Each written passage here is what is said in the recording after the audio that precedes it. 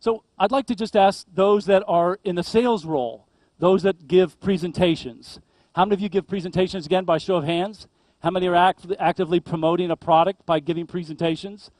And keep your hands raised high. How many of you are effective at giving presentations with your hands raised high? And if you have to give presentations, does anybody of you like me get nervous? Does anybody get nervous? Does anybody get those butterflies? All right? How many of you would like to have that nervousness or that stress go away? Would that be valuable?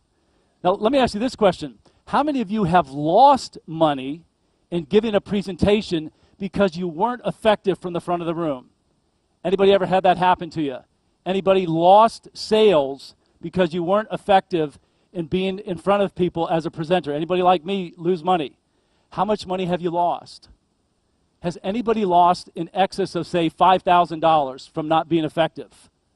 Yes, hands raised high. Have any of you lost at least $25,000? I'm doing this because I've set the record, all right? Have any of you lost at least $25,000 or $50,000? All right, let me tell this about me. Just as Alex suggested, the reason that I'm able to get up here and talk to you because of all the mistakes that I've made. So the other thing that you need to know about me is that you don't have to be a pro. I've made more mistakes in making presentations. I've made more mistakes giving investor presentations. Like Richard Ton, I grew up very shy, very reserved, and very quiet. I was raised in a military family. My father was an Air Force pilot. And at dinner table, there wasn't much conversation that took place. My father went from being a pilot to actually working for what's called secret operations. So these were what's called Joint Special Operations Command. So my father never said much, but then when he got into secret operations, then he said nothing at all, right? And so if you were sitting next to my father, Martin, and if you didn't engage with my dad, not a word would be said. And so I grew up in this environment of being very shy, very reserved, and very quiet. And then also I've been accused of having ADD. Does anybody else have that powerful combination of being shy, introverted, and quiet and having ADD? Anybody else like me? This is what I grew up with. I host a television show back in the States called Credibility Live. I wanted to show that video for you up on the screen. Can you imagine the producer looking at my qualifications, knowing that, 1, I'm shy, 2, I'm reserved, 3, I'm quiet, and 4, I have ADD, and this is the person that they want to host this television show. The point being is that if I can do it, I feel like that anybody can do it because it actually is a very learnable skill.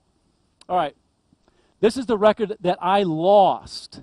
The first deal, actually the last deal that I worked with before going to work for Tony Robbins was I worked for Ross Perot's Electronic Data Systems.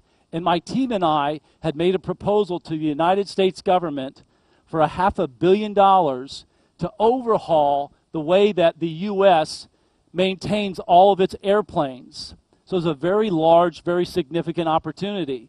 But you know what happened? We ended up making a promise to the government that was more than what we could fulfill. Anybody ever been there before? Number one. Number two, when we gave our best and final presentation, we had so many slides that we didn't answer all the government's questions, and so we ended up losing the deal.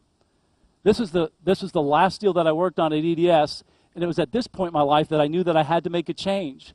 Because if I didn't make a change, if I didn't become more effective, then I was going to be dead broke. This was the value of the contract, worth $500 million, the amount of money that my team and I lost because I wasn't more effective. So I made a decision at that point that I had to get better. I had to be more effective from the front of the room.